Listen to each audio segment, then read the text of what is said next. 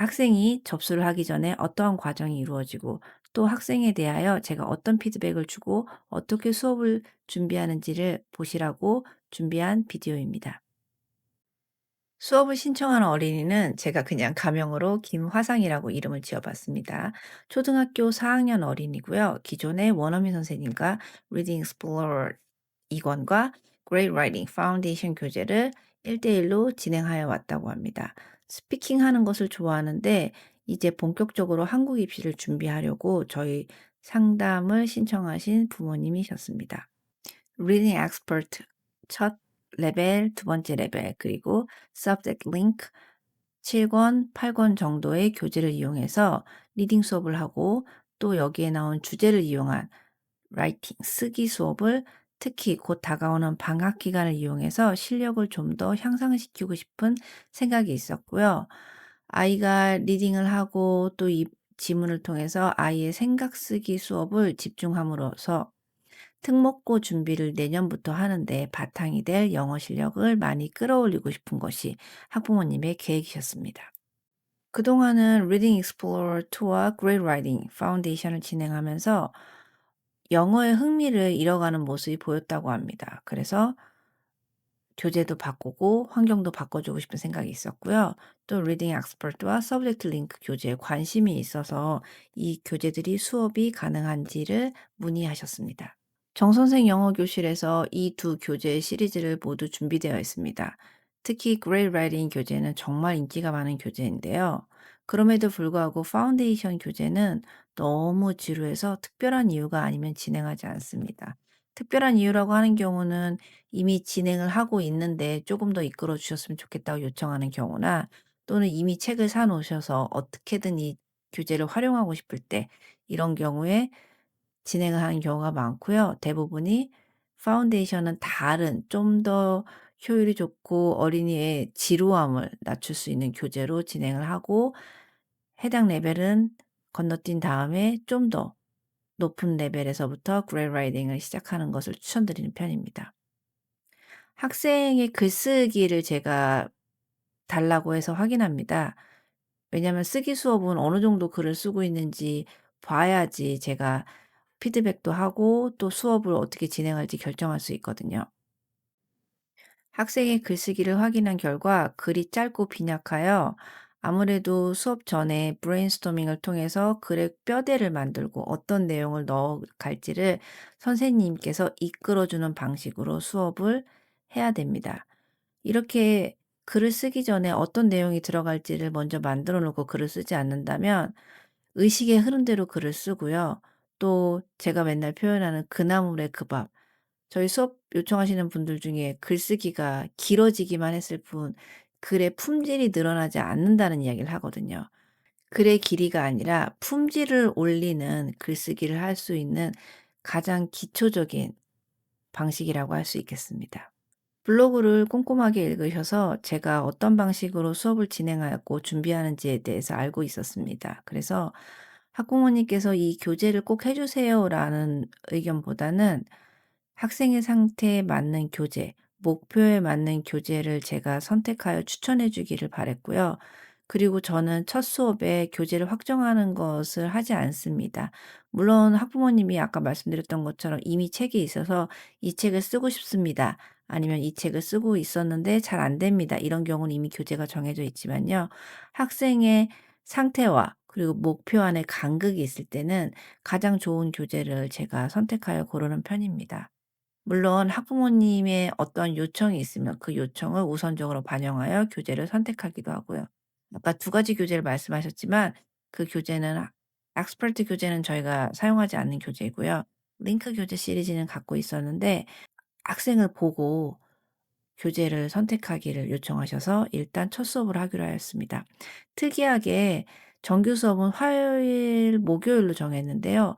임시 수업 시간을 정해서 한번 수업을 하고 교재를 확정한 뒤에 수업 시작을 정규 날짜에 진행하기로 하였습니다. 그리고 블로그에는 선생님 정보들이 나와 있었거든요. 선생님 수업하시는 모습도 제가 최근에는 업데이트를 안 했지만 아주 오래된 비디오라도 선생님의 스타일이 좋아졌으면 좋아졌지 나빠지진 않았기 때문에 선생님들의 정보를 살펴보고 미아쌤이 아이와 맞을 듯하여 미아쌤의 수업 시간으로 요청을 해 달라고 말씀하셨습니다. 그래서 제가 수업 시간을 확인하고 요청하신 수업을 조율하였습니다. 그래서 준비한 수업은 화, 목 2 회로 60분 수업이고 주 2회, 그리고 미아 선생님의 수업으로 준비하였습니다.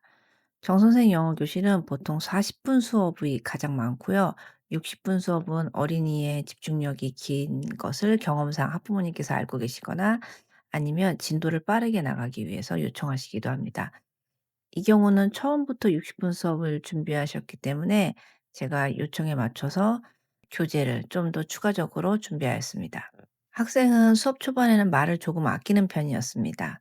그렇지만 선생님이 학생에 관하여 좀 더 관계를 쌓기 위해 취미나 아니면 생활에 관한 질문을 했을 때 큐브 이야기를 나누면서 긴장이 풀리고 자기 표현을 잘했습니다.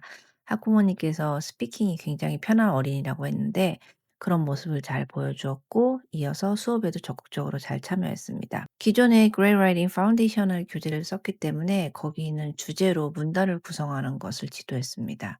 그리고 이 어린이의 글이 너무 단순한 편이기 때문에 복문을 쓰는 연습을 시켰습니다. 복문을 쓴다는 거는 관계대명사나 부사절 같은 것을 사용하여 문장을 만들어 보는 것입니다.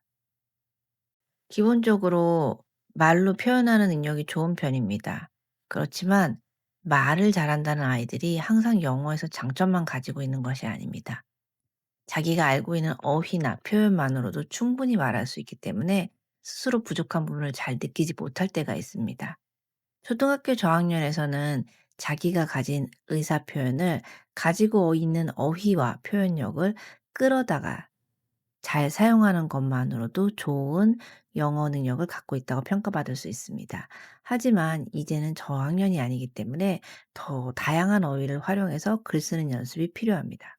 쓰기에 관해서는 구문 연습을 병행하는 쓰기 교재도 생각해 볼 수 있습니다.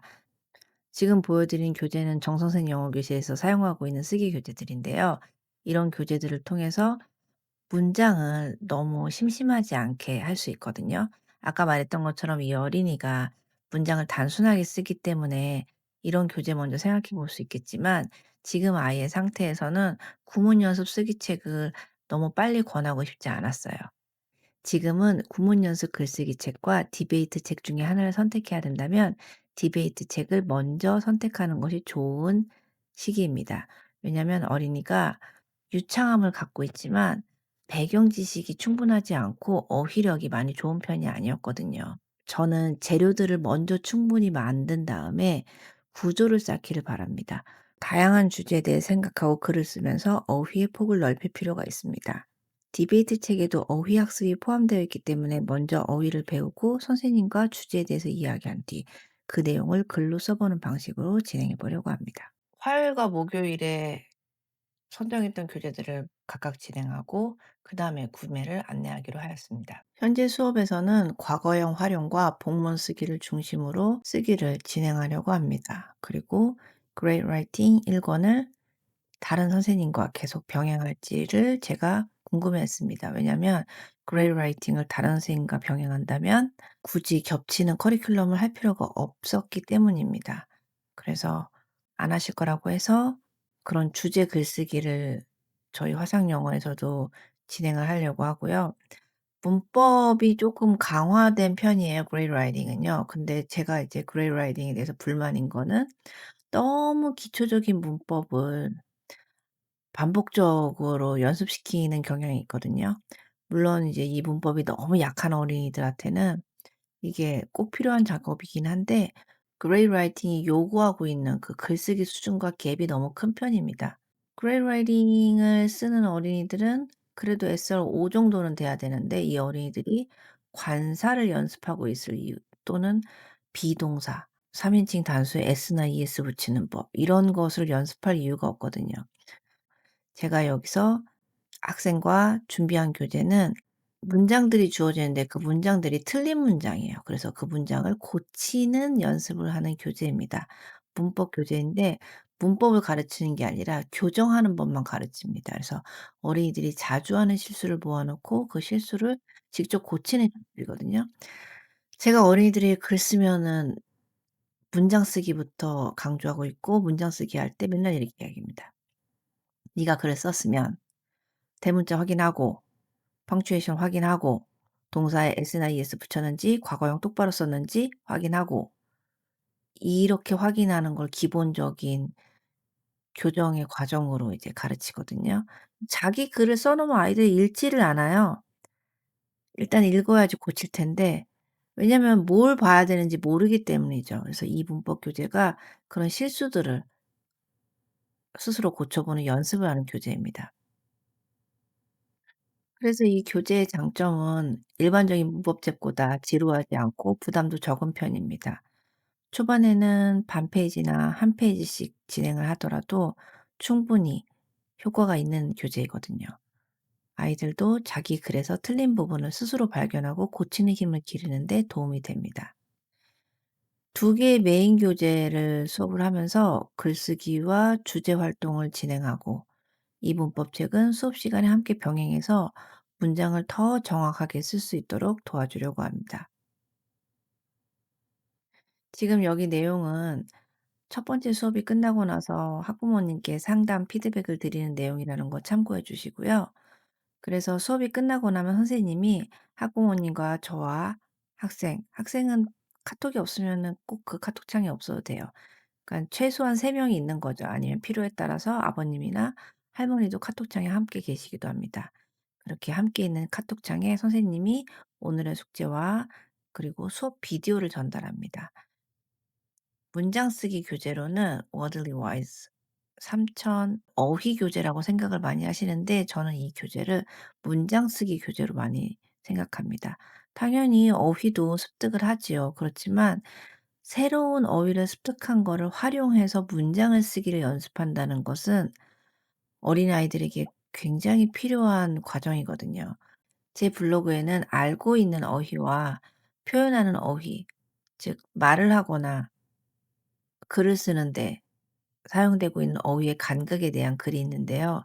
이 글에 대해서 관심을 보이시면서 "아 우리 아이가 바로 이런 증상이에요."라고 말씀하셨어요. 제가 글을 쓴 이유도 아마 그 증상이 그렇게 드문 경우가 아니기 때문에 글을 썼었겠죠.